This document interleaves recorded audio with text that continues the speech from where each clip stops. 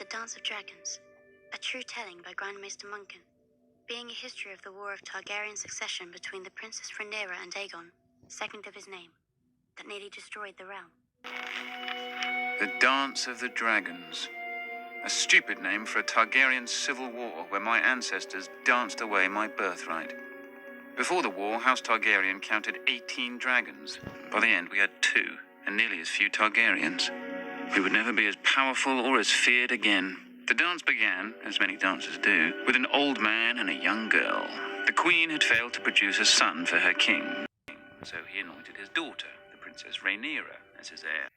But years later, the king remarried, and his new wife, Queen Alicent of House Hightower, gave him a son. Feeble and foolish, the old king refused to change the succession. He didn't even see how his court had split into 2 rival camps of blacks and greens, after the dresses of the princess and the queen had worn to some tourney. One night, a servant found the old king had died in his sleep and ran to inform Queen Alicent. Protocol dictated that the bells would be rung and a raven sent to Dragonstone to summon the heir, Princess Rhaenyra, for her coronation. But Alicent had other plans.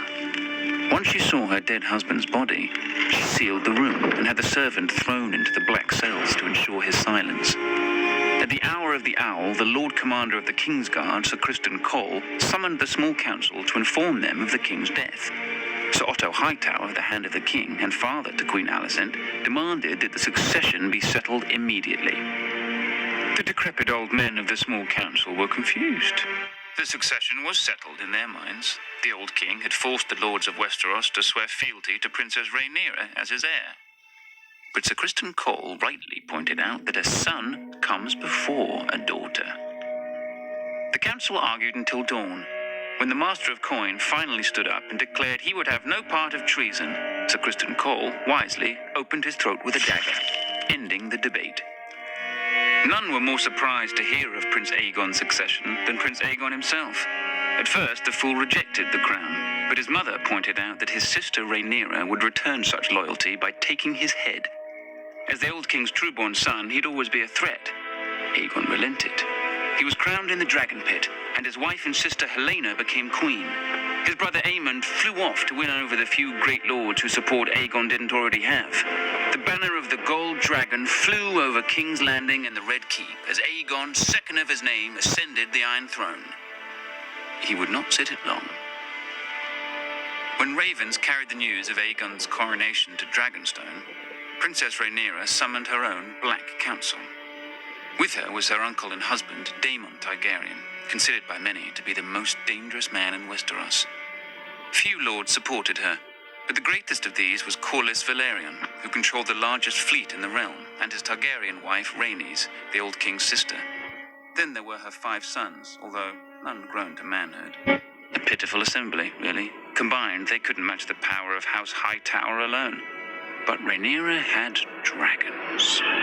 She, Daemon, and Rhaenys rode huge and formidable beasts, and 3 of her 5 sons were riders as well. Dragonstone also housed 6 more dragons without riders. Against this, King Aegon had only 4 dragons of his own. Dragons can burn a city, but only armies can take and hold it. If she was to prevail, Rhaenyra desperately needed the support of the few great houses not already sworn to Aegon. Her eldest son, Jaehaerys, flew to the Vale in the north. Her middle son, Lucerys, flew to the Stormlands. Rhaenyra hoped that the war would begin and, if the gods were good, end with diplomacy. As always, they weren't. Little Prince Lucerys must have wet himself when he entered Storm's End and found King Aegon's younger brother Aemond already with Lord Baratheon. Aemond was fearsome even before he lost his eye and set a sapphire in its stead. But the princeling pleaded his mother's case. Finally, Lord Baratheon made his decision. Go home, pup, and tell the bitch your mother that the Lord of Storm's End is not a dog she can whistle up. As Aemond's false eye gleamed at him, the princeling fled the castle and mounted his young dragon, Arrax. The rain fell in sheets, and great bolts of lightning lit the world bright as day. Arrax was struggling to stay aloft in the gale, when a roar shook the very foundations of Storm's End. Aemond rode monstrous Vagar. Vagar was 5 times the size of Arax, and the hardened survivor of 100 battles. Vagar caught him above Shipbreaker Bay. Watchers on the castle walls saw distant blasts of flame, and heard a shriek drown out the thunder. Prince Lucerys fell, broken, to be swallowed by the waves. With his death, the War of Ravens came to an end, and the War of Fire and Blood began. When Rhaenyra heard of her son's death, she collapsed. She considered ending the war right then, until a raven arrived from her husband, Daemon. Her son would be avenged. Whispers slithered through the taverns and back alleys of Flea Bottom. 2 men were found.